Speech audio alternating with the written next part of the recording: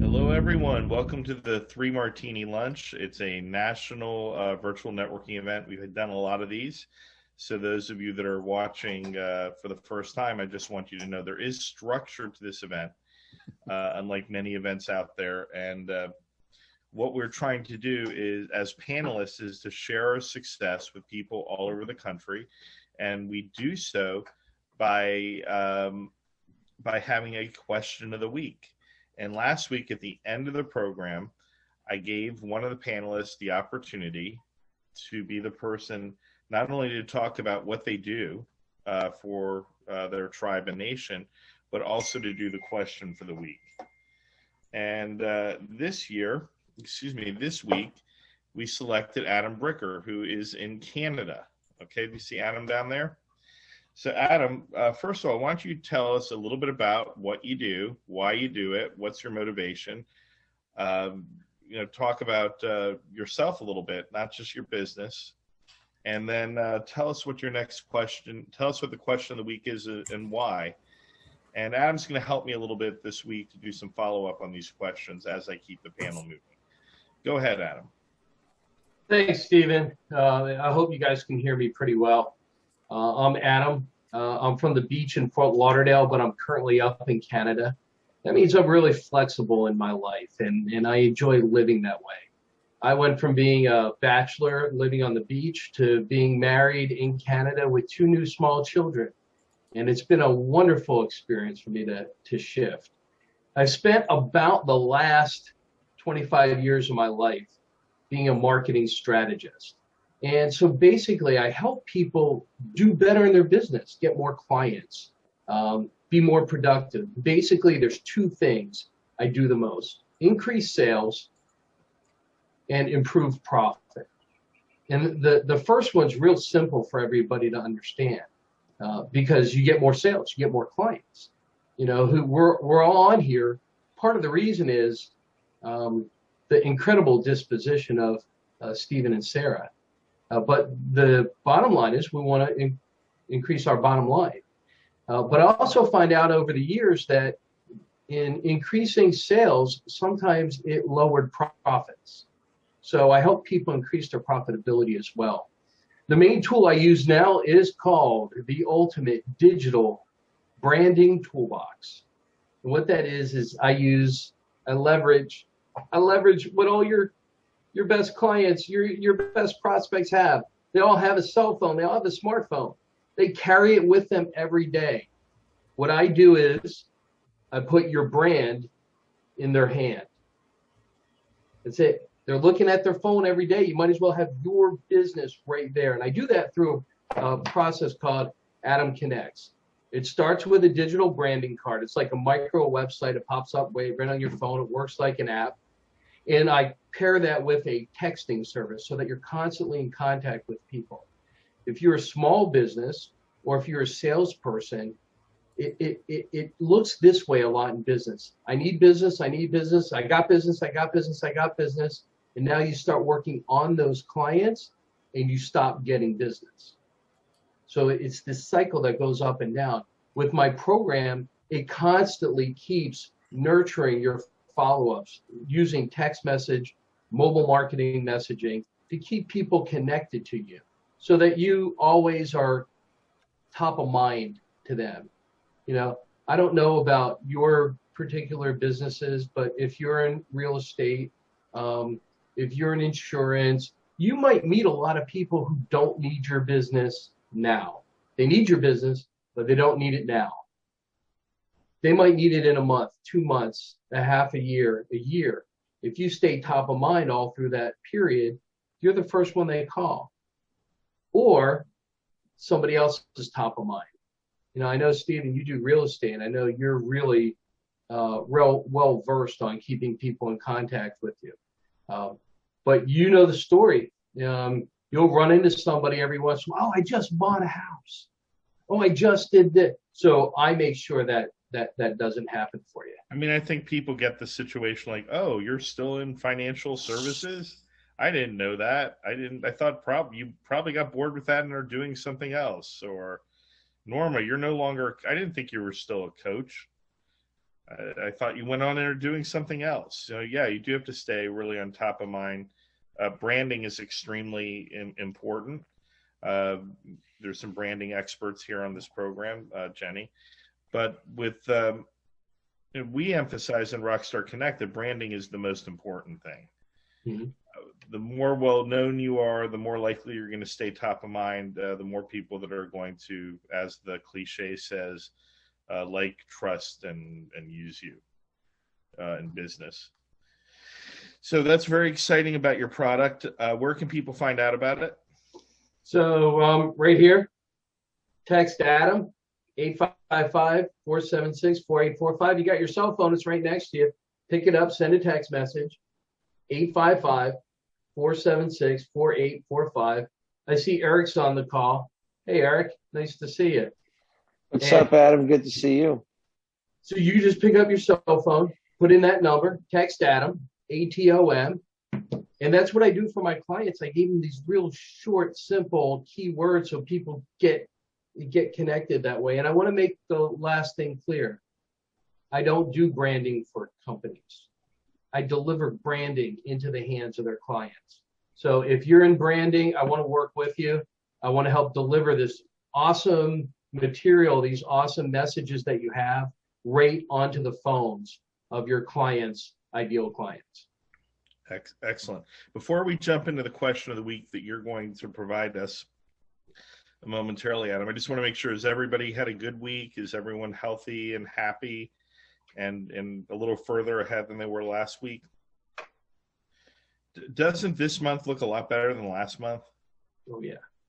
And some big changes. I know a lot of you are now getting out there. You're taking, vaccines, or you've already had the virus and come out on the other end. Thank God for that. So it's, albeit we're doing a little bit of theater here on the show, I think that we're getting out somewhat of the virus theater and getting into learning the fact that we are healthy people that treat ourselves well, and we're ready for the next step. Rockstar Connect has so many networking events booked all over the country. I know Katie's event is coming up. Andrew's event has been booked in Wilmington, and we can't wait to see you at those events. We have Eric Stoller on the show today. We're planning some events with him down in Florida, right, Eric? Yes, in fact, we got confirmation that the date, May 26th, I spoke to the president of the chamber, so we're good to go. And we're going to actually have an indoor-outdoor event for that. So that should be a lot of fun. Yeah, and there'll be a lot of new people to meet. We've all been hanging out with people we know. It'll be nice to meet in person some complete and absolute illicit strangers. Jenny, you were raising your hand. You had something to say? No, I'm doing that nasty habit of cracking my knuckles, and I just didn't realize. I wasn't sure whether you're doing that or flipping Clint off. Well, that's a possibility too. You never know. Like Clint, yeah. Okay, so question of the week, Adam. And he had this question like almost immediately after he got off the panel last week. Would you like to present the question? Absolutely, because I was invited onto the Small Shifts, Big Changes Summit. And I opened for Laura Langmeyer. And my whole talk was about habits. And this is one of my ideal situations, because so many people, just like Jenny was cracking her knuckles, okay? Some people have the habit of making money. Some people have the habit of following through. And some people have other habits. So the question is, what habits do you have that ensure your success in business? And I put it in the chat to make it easier for everybody as well. Right. I mean, it's a great question. And you have a sort of a follow-up to it. What habits do you have that derail you from having success? But first of all, I think to look at what success is. I mean, success is not just making money. Some people, they can just make money. It's no problem. They're going to make money, but that's not the only way they gauge their success. The success is their happiness. They enjoy what they're doing. Katie Blomquist, they feel they're impactful. Norma, Hollis, helping people find their authentic self. That's how you determine success. If it was just about money, we'd all be selling crack cocaine or heroin. It's much more than that. It's about lifestyle and doing good things for good people and helping bad people become good. So let's start off with that question. You want to repeat the question one more time, and then we'll start going round robin. Sure. It's what habits do you have that ensure your success in business? And the follow-up to that would be, what's the follow-up? What pops into people's heads is what habits do they have that block or derail their success in business? Okay. Well, I would say one habit that if I can answer it first, one habit that I utilize that helps with success is every morning, whether I want to have it or not, whether my coffee is kicked in or not, I have a meeting with my entire team. And during that meeting, we discuss past business and new business.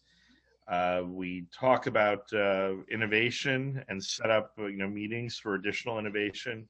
And we also share a good and welfare, which goes, Adam, you remember back in B'nai B'rith, good and welfare? So at the end of our meeting, everyone says something good about someone else in the group or about the group in general. So we end our calls that way, and it's very, very powerful. Let's go to. Did you do that in B'nai B'rith, Adam? Good and welfare. Absolutely, yes. And I love it when we start our calls off with "What success have you had?" That reminds me of that a lot.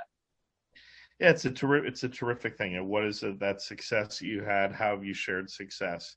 Something you took that, we learned, Adam and I learned about this when we were in middle school and high school, in the clubs we were in. We always had a meeting and we always discussed what was going on, but we always ended on a good note. Sometimes with the most challenging people, that's who you gave the good and welfare to build them up, to make them Absolutely.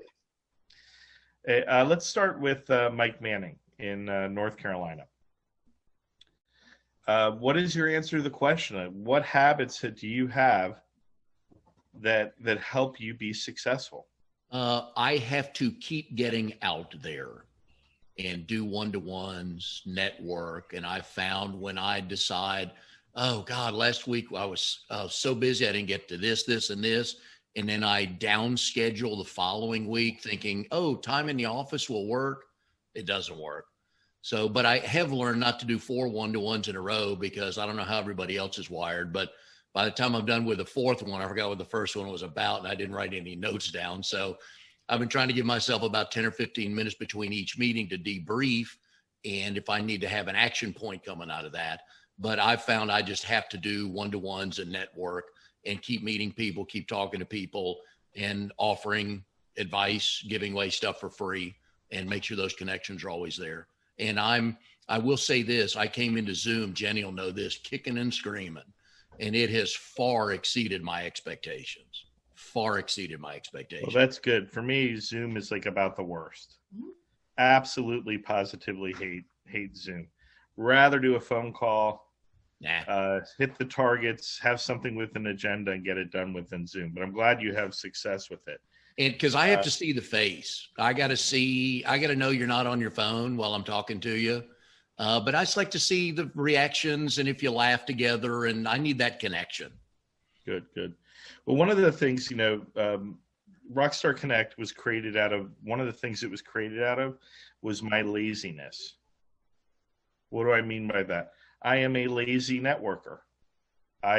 In order to split up my time so I can effectively network, which is so important for building my business, I have found efficiencies that would enable me to network better. I guess Zoom would definitely fall under one of those efficiencies for you, Mike, so you're not traveling all over town and you can fit more in. But also, one of the things I do is I outsource my networking. What does that mean? I will actually say to someone, can you do the one-on-one with this person for me? Because I think what they're doing really fits you, and you can bring back the information from that meeting to me.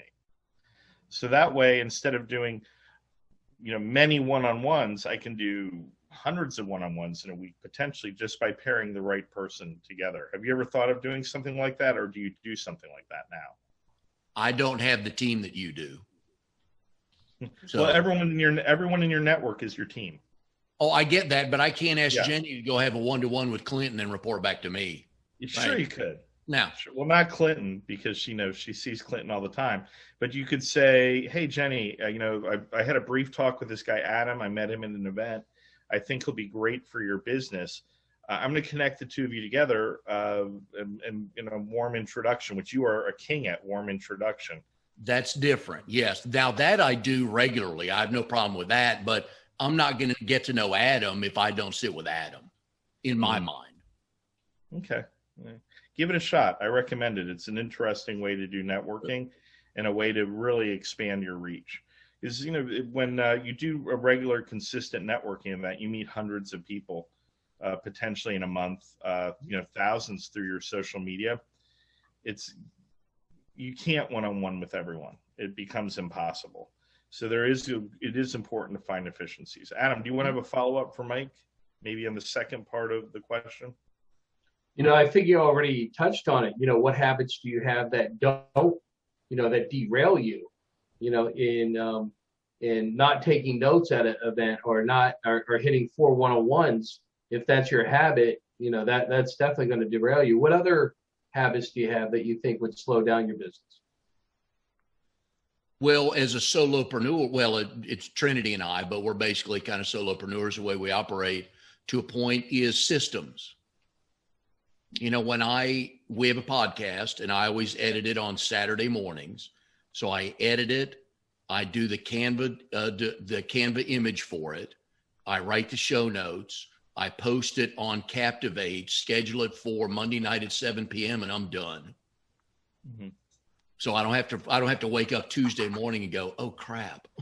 So yeah, systems are great. Sarah, I don't know if any of you are aware of it, she's the queen of systems. So immediately when anything happens, whether that's meeting a person or putting something new into our program, she's creating a system for it. Mm-hmm. So, Eric is one of our partners in South Florida. He's nationally known for, I don't want to make you too old, 30 years in his profession of doing great events with powerful, successful people and making other people have that same mindset. Amazing. He deals directly with Sarah, and Sarah has systems in place. She's taken notes from that conversation, action plans, and that way, they have great success. And Eric is a little bit like me. He and I, we're a lot of ideas, so we're all over the place. It's great to have something like Sarah say, okay, you have all these great ideas. Let's focus on number 1, 2, and 3. Right, Eric? Oh, without a doubt, because it's so easy. A good piece of advice somebody gave me was, you got all these big ideas, but then you got to think linear on each one of the projects, right? So it's great that Sarah drills down and says, all right, these are all the things we need to do. So that idea becomes a successful, execution. Yeah, she is the person who facilitates success 100% on this team. Jenny Midgley, the question of the week. What success habits do you utilize to enhance your success? Am I asking the question right, Adam? A little variation there? Yeah. I consistently outsource. That is my number one habit for success, is when I realize that I'm overwhelmed, I find someone else to do it for me. Because that's how, I have an email list that goes out every week because I have a copywriter. It's how I usually don't drown in hundreds of emails a day. It's because I have an assistant that checks my emails every night and leaves me a to-do list in the morning. I recognize where my strengths are. I know this will shock everyone who knows me, that, if you were if you're familiar with Strengths Finders, like 9 out of the top 15 are all strategic thinking. So for me, and I have like 0 executables, like execution is like 34. Like it's, there's maybe like 3 things of execution throughout the whole list. So I need people to execute because I can't do it because my top is all about strategy and connection. So that are, so someone else can take those habits on that I am where I lack. So what Jenny's habit is, from my perspective, is she stays in her lane. Mm-hmm. She stays in her powerhouse. And one of those things in her lane is outsourcing. Mm-hmm. That's a great habit to get you following. So when you do that outsourcing, do you sometimes have to empower those people to say, look, I've determined in you, this is what you're successful at, and I'd like to utilize you in that way? Or do you find people that are already feel that they're successful in that area, or a little bit of both? So this is where I would utilize one of your practices, it sounds like, Stephen, is that I ask people that I know, that I trust, and say, I'm looking for a person to do this. Who do you know? And then can you give me an introduction? Because I've been burned in finding these people on my own because, I'm nice. And I'm like, oh, I'll give you a shot. We'll see how it goes. And I'm still cleaning up mistakes from somebody like a year ago. So it's, it's not that I don't trust myself. It's that I don't trust myself. Some people are just good at those type of referrals. Alan's in the Philippines. Alan, you've worked with us for 4 or 5 years now. Is that about right? That's about right. Around 4. Yes. Alan was not our first hire in the Philippines. He was our second, because we were recommended someone in the Philippines who was supposed to be great, and he was great to an extent. He was great until he got paid, and then he didn't want to work for a couple of days because he wanted to spend his money. So we went to that person, and this is what I said to him. I said, look, if you can introduce me to the most responsible, talented person you know, I will give you $500. And Alan, $500 is not a little bit of money there, right? Yep. And he introduced me to Alan. And it was a great technique. So sometimes, looking into your own organization or people that are close to you to find those people is the best way to do it. Mm-hmm. They're not so wrapped up into it. I mean, I know every one of us have gotten into business with someone because we like them, and that hasn't always worked out. Sometimes it's the worst people to choose. Norma, Hollis. Adam, why don't you ask the question of her? Hi, Norma. So good to see you again. You too, Adam. What habits do you have that empower and ensure your success in business? Well, my journey's been a little different because I'm a writer, and I spent a number of decades writing a system and a program. And so doing that was one thing. So I've just made the transition to actually sell the program, and it's going very, very well. And so in the short time that I've done that, and I'm seeing the path to really, generate a substantial income. And so, Stephen, I am a coach, but I have a coaching organization, and I certify coaches and train coaches. So, and what I've learned just recently is that the best thing for me to do is just be myself, is just really just come across as authentically and natural and comfortable, and just outsource everything else. And that's what I'm in the process now. So I can just be strictly in my lane because it works. So that's what I've learned, just to do what I do best, and don't do anything except what I do best. So that's kind of what I'm learning, is what I have to do. And that includes the outsourcing, that includes the systems, many of which I had in place, but just really tightening that up. And then I'm free to fly. So did you find that after COVID, when everyone had to do the pivot and everything, you had to redo some of those systems? And are you still working on them? Absolutely, because we had planned, I had just trained a group the year before, and we were going to deliver my program every second Saturday, beginning March 14th. So that was the first Saturday that everything closed down. So I had to take my entire program and training process and turn it from a live training to an online training. So I had my first online training and program in July of last year. And then it just wasn't right. So what happened is I had a consultant who worked with me to change my message a little bit. So my message was a little clearer. And I did a dynamic webinar and had great success in the 12-week program. And now I'm just turning it into a 10-week program. And it doesn't even start to May 20th, and 4 people have already bought the full course. So yes, it's I've turned it around that way, learned a lot, met some different people, found that it's a much better way for me to do business. I can reach far more people than I can live. And I love doing Zoom because, and I agree with Mike very much, because as coaches, you know, our job is about building relationships. If you don't build a relationship, you don't sell somebody. So you can't really network relationship building. So like you're doing, Stephen, I outsource some of that to the people that I have trained, who I know will do it with the energy that I want it done in. And then they can then do the original qualifications and just send me the ones that I'm okay, or sell those people to the lower program.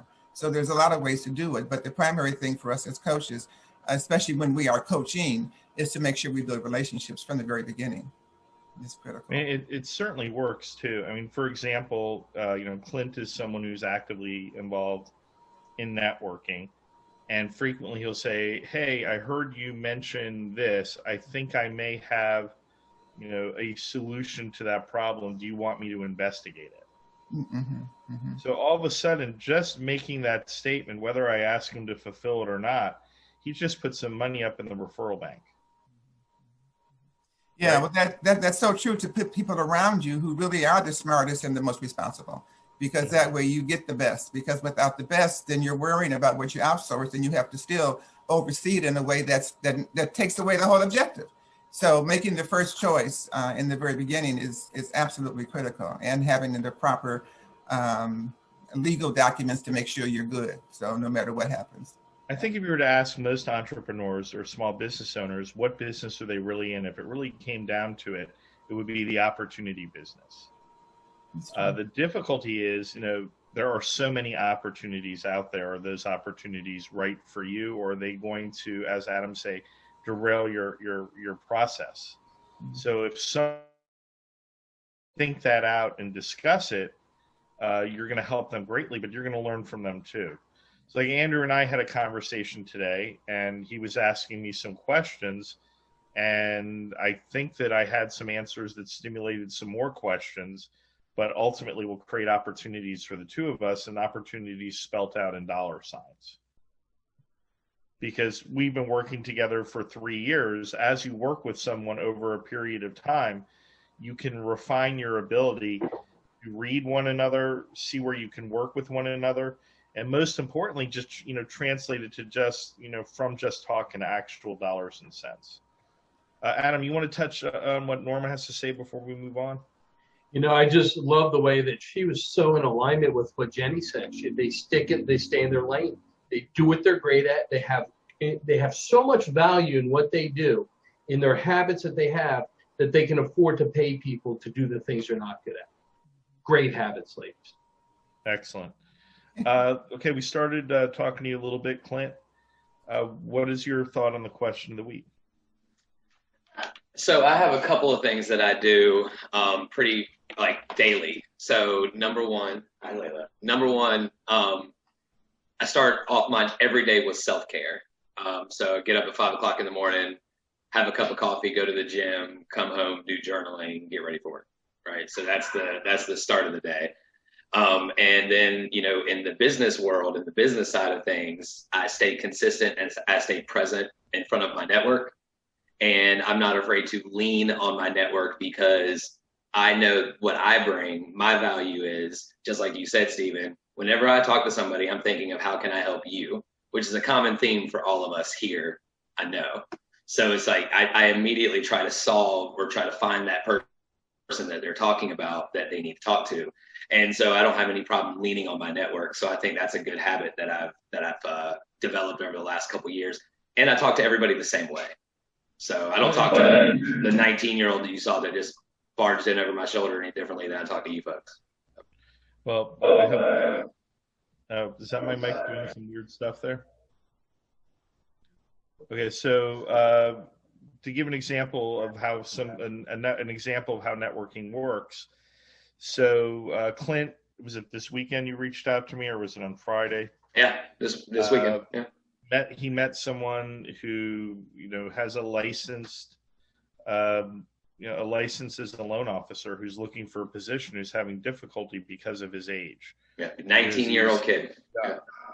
Yeah, so he's too young, but he has a license. Mm-hmm. So right now, have a license as a lender is a very valuable thing, but there is a lot of age discrimination out there. But if you can get that person in your organization, that's one more person that can legally do stuff and take stuff off your plate. So he said, this loan officer needs a job in Houston. I did a little bit of research and, connected him with, one of my folks in Houston who happens to be looking for a loan officer. Mm-hmm. So yes, in theory, I'm helping Clint. And in theory, Clint is helping that person. But in reality, Clint is helping me because now he's handing me something of incredible value. Because if I can hand this guy a loan officer, that's like handing him $100,000, right? It's like, to my buddy, here's $100,000. Make that phone call. You have a new employee to generate income for you. Yep. And as soon as he said that to me, my immediate thought was, I need to text Stephen. That was my immediate thought. Everyone there, provides something of value. And of course, that loan officer, I needed a little help from him on something that I'm doing, myself with Sarah this week. So all the projects align if you do it correctly in networking, working your network. Let's go over to, we're going to do it Jenny, then Andrew, and then Katie. We're going to let you close this out for the day. Okay. Jennifer Williamson. Adam, you want to throw her the question? Hi, Jennifer. What habits do you have that ensure your success in business? Okay. This may seem like a little thing, but making sure I have a reliable reminder system. And this is something I started out and I learned very quickly when I first started this business 6 years ago, especially when I have deadlines for when to complete certain graphic design tasks, so that I know when to get that enough time for proofing and having that approved before that is, it gets too late in the day. And using Google Apps and using the calendar to have a two-way reminder system of using that and Trello. So I get multiple layers of reminders so I can keep track of how much time I'm spending on something and then making sure I don't spend too much time so I can get on to my other tasks. And that allowed me to just break up my day by mini milestones and making sure that I complete things and check them off so I get a sense of accomplishment and knowing that I have completed everything without having to remember everything or write it down, which, it doesn't always work when you do the old notepad and it gets buried someplace. It's always in your face or you're on your phone, things like that. There's no way to avoid it. So highly recommend for any business, just use Google Calendar and Trello or Asana or any other task management system, and you won't miss, a time to call someone or miss a time to work on a task that needs to be done. It really does drive your workflow and making sure it stays at the right pace. And being productive is so important. And I think people forget a lot of the tools that are available to them. Just doing some research. There's nothing new under the sun. Sometimes I'll bring up to my team a project and they get stalled in it, maybe for a day or two or a minute. I say, hey, did anybody Google to see if anybody else is already doing this? Like, is there an off-the-shelf solution that's already made that we can utilize, or we can, plagiarize or rip off and make sort of like what we needed to do? So it is important to be productive, 100%, and definitely with the tools. What are some of the things that stands in the ways of your success, Jennifer? Being too focused on one big project and then letting it overwhelm you. And then when you let it overwhelm you, you increase the chance of you screwing up on details, things like that. And making more mistakes, and not having enough time, of course, completing the other things. And then at the end of the day, you're going to feel like you have some self-loathing and hate that you didn't complete the other tasks when you should have been more right. Be able to handle all that. Yeah. Well, I assure you, you're not the only person who leaves tasks at the end of the day that don't get completed. And, sometimes I'll talk about that with Sarah, and I say, 100 years from now, not only will no one remember that task, they're probably not going to remember us either. Past your grandchildren, unless you're, president of the United States or something, people may or may not remember you. But, definitely don't beat up on yourself, because that is going to stand in your way of success. Andrew Pierce. Adam, you want to throw that question at him? Sure. And before you go to Andrew, can I ask Jennifer a follow-up question? Oh, yeah. Whatever you like. Anyone you like to speak to. You're the Jennifer, you brought this habit to the table. Did you used to have the habit of not completing tasks? Did you used to have the habits of not making the deadlines? Yeah, more likely. I think the more than anything else, it cluttered my mind, or added so much more stress and burden to have to remember it the old-fashioned way. And I think more than anything else, it was better for my mental health to have that. And there, of course, when you do that, it frees up your mind to be able to handle more work and be more productive. So I guess the answer is, all around there. Yeah, absolutely. Yeah, we call that an adaptive habit. That's somebody where there was a situation that wasn't going right, and you find the solution, and you get so good at that solution, it becomes a habit. Thank you, Jennifer. And Andrew, what habits do you have that ensure your success in business? Mine carries over from the time I spent in that kitchen, and it's literally either the night before or the morning of making a prep sheet and prioritizing it, what takes the longest, what I need to start first, and what takes a few seconds. And obviously I'm not doing what I used to do where people start coming in at 5 o'clock for dinner. But if I want to have my first appointment at 2 p.m, everything else has to get done between then and 2. And then the last part of the day, I'm just kind of checking off the little blanks, like where I would normally mince parsley or something for garnish, something quick and easy. That way, kind of like Jennifer said, I can go to bed with a, clear mind, not thinking about all the shit I didn't do that's piled up, and there's unhappy customers somewhere. Right. If there's a recipe out there that says you can prepare it, the day before, that means I recommend you prepare it the day before. Yeah, because it's a lot easier to pull it out of your fridge the day of and put it in the oven than to spend the 6, 8, 10 hours prepping. Excellent. Hey, can I ask a question to Andrew? Sure. Hey, Andrew. What up, man? So, if you have one of those things that you do longer over the whole period of the day that takes a lot longer, do you ever put little things in between it to break it up so you're not sitting there doing the whole thing for 6 or 7 hours? Oh, 100%. So think of like the low and slow stuff, like waiting for leads to come in on a Facebook ad or something. I kind of equate that with like a crock pot. So you kind of set it and forget it and wait and see what happens, wait and see how it performs. And while that's running and doing its thing, I'm able to go meet the flooring guy at listing A, check on the painters at listing B, go show a buyer some property, whatever, then come back and see what leads I have. It's like Adam was saying, you got your systems and processes for follow-up and automation. It allows you to fill in the gaps so that you can constantly come back to whatever you started earlier. Yeah, Andrew, something I started doing in real estate because, I'm selling all the way out in Fayetteville now. Yeah, you're like my backyard now. Yeah, you're right, like almost a competitor. Right, so you're going to have to do something about that. Work with me, or man, you're working against me. But, I typically will usually sell a property the first day I take someone out because I do the research ahead of time, just like you prepare all your spices, your herbs, everything has its place and it's ready. I do that in real estate so that we're ready to buy, and we're going to buy that day, and we're going to beat out the competition. But there's sometimes you just get beaten out, or things didn't work out well, you weren't able to buy a property that day. Instead of me driving all the way out there, what I found out is in the Fayetteville area, there is a very large percentage of real estate agents that make absolutely no money whatsoever. They make zero. I mean, literally, if they do 2 or 3 transactions in a year, they're ecstatic. And I use them now. So if my client has to get into a house, they will open up the door. We either FaceTime together or get me on the phone. The other agent holds the phone.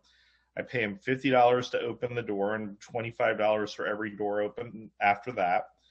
And then if we get a house under contract, I give them a bonus, $250 bonus. So now I have 12 showing agents in the Fayetteville area. So I can show a property probably more quickly than any other agent in Fayetteville because of that. Absolutely. And I have them all set up on a system. I dial one number and text one number and who wants to open the door, who's available.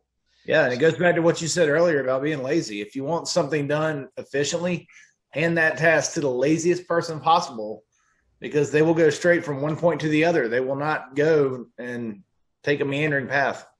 Right. They're going to open up that door. That's it, right? Yeah. And you don't want to drive to Fayetteville 14 times a day, so you're going to call and see who wants free money.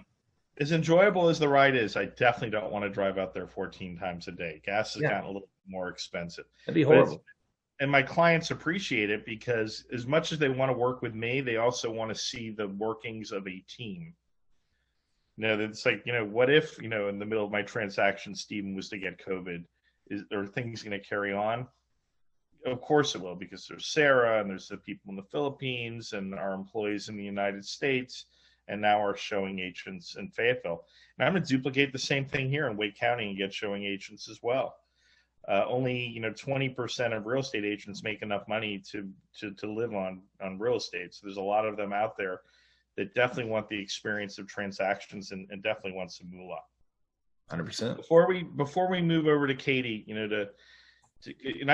Katie, I'm thinking, when Norma was talking about how she revamped her course, I know you recently revamped your course. I'd like to hear about that. That's pretty cool. Do you have any comments on what anybody else has said? Anything that speaks to you?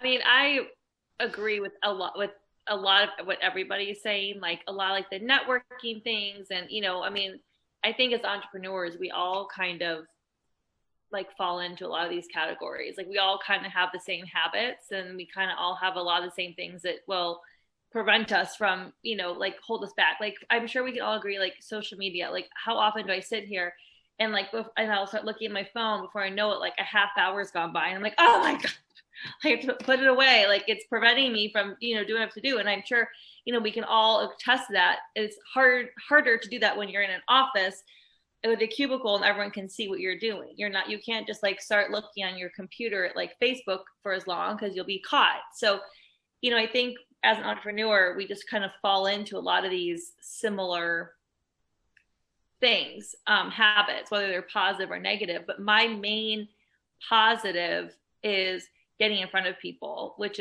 goes in with networking. I have to be present and people need to hear from me. It's, like with any of you, I'm sure, versus an email versus a face-to-face or Zoom or getting coffee, people get to feel your energy, they get to feel your passion, they get to hear it straight from you, and then they get to know and like you and then want to be part of what you're doing. So I think we all kind of, like everything everyone has said, I'm like thinking, oh yeah, that's me. Oh yeah, I do that too. So it's just entrepreneurs, I think we all live these very similar lives, no matter what it is we're doing.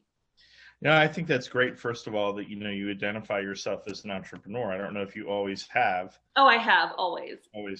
Yeah, and the people that are going in the not-for-profit sector, they have to have the same attitude as an entrepreneur. Yeah, I mean, it's a business. Like this is still a business. We just don't keep all of the funds. But what I do all day long is sales.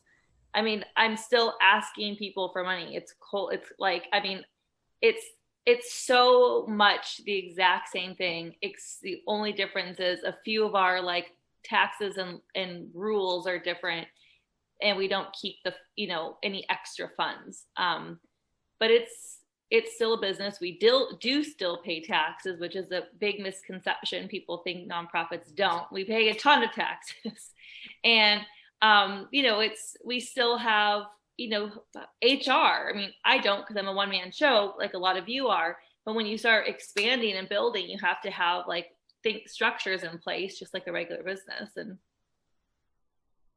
Well, I mean, what I'm taking from what everyone has to say, and it's one of the things I've always found is great with networking and the biggest appeal of networking, and where most people, if they open their eyes to it, they're going to have the most success. A lot of people think networking is shoving business cards and collecting money. Shoving business cards and collecting money. Really, it's for the people that are us, that that like us, that are the entrepreneurs, who I call the free people, the pirates. Sometimes the people that you feel like the government is against you, and society doesn't approve of what you do. But when we network, we're strong. Like we could be a company of, you could have only one person in your company, but network, you're a company of thousands. And you can be far more creative than any corporation that has, that's single-minded. They're spending money, like this. We don't have that money, so we're doing it more like this, but partnering with lots of people so we can have that same experience of doing this and covering everything.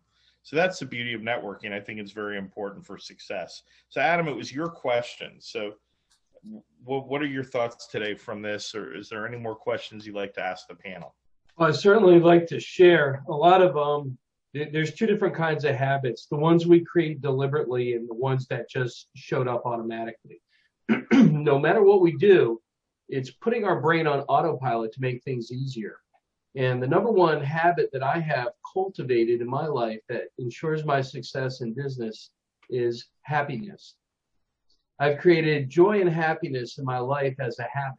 And it's funny, when I go out of that level, the way I get back into that is some strategies I have.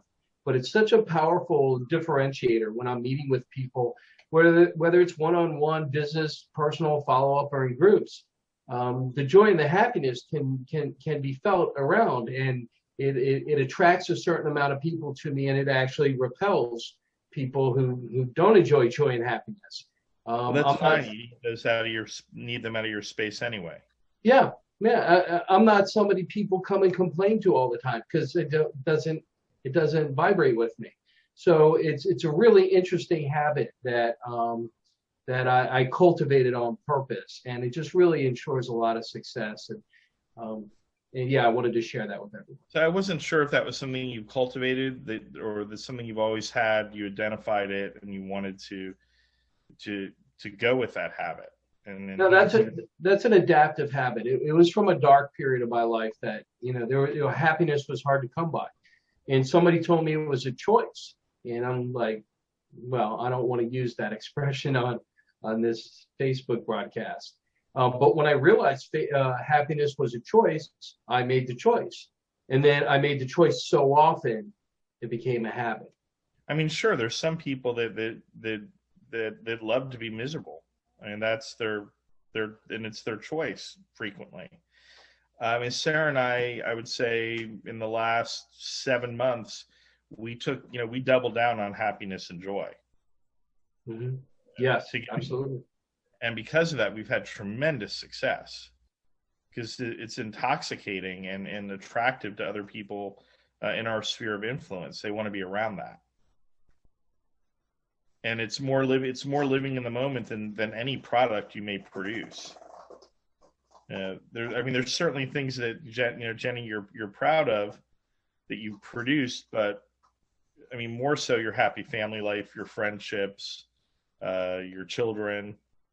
That's your greatest success, and always will be. If you focus that way, I think that you're really creating habits, as Adam said, that are adaptive, that are going to make you more successful. Leaving it open to anyone else who wants to comment.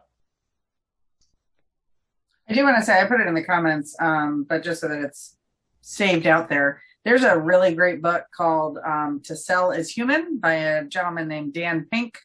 He has a lot of great books, and I had the good fortune of seeing him speak a couple of years ago.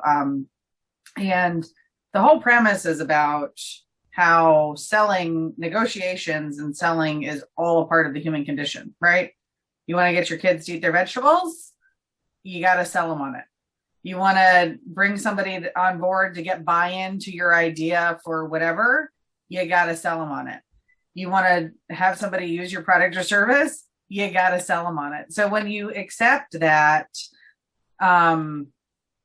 having that as a mindset, right? That like everything is a negotiation and everything is a sale. It's easier to create the support structures beneath you so that you can successfully execute all those things, right? So whatever habits you need to create are based on your goal of whatever it is that you need to sell. Right. Well, I agree. And also the number one habit you can have is to do. So the first thing when you get up in the morning, whenever that may be, if you're a 6 a.m. person, 8 o'clock or 9 o'clock in the morning, take on one of your tasks. And once you complete that task, you're going to be fine the rest of the day. You're going to stay on target. Start doing immediately. Well, I want to thank everyone. I really appreciate Adam bringing the question this week. The military says the first task should be to make your bed. Sarah says the first task should be to make your bed. Well, that's what the military in the military. That's the first thing they do. Hey, but who would like, I'm going to give an opportunity, first hand up, who would like to be the panelist that brings the question next week? Jenny first. Okay, Jenny, so reach out to me with a... Why did no one else raise their hand? You were I think we all knew you were going to raise your hand because you were like pretty much like this while he was asking the question, and then you just went like that. I was not. So we'll touch base during the week. In the meantime, everyone, go to your Rockstar Connect website and find out about events in your area. Clayton in North Carolina, we have an event tomorrow night. Sarah and I will be there. You're going to see some interesting stuff on our website soon. You'll soon be able to virtually network and watch conferences directly on our website. So stay tuned for that. Everyone, goodbye. Thank you, Mike, for coming. Thank you, everyone, and have a wonderful week.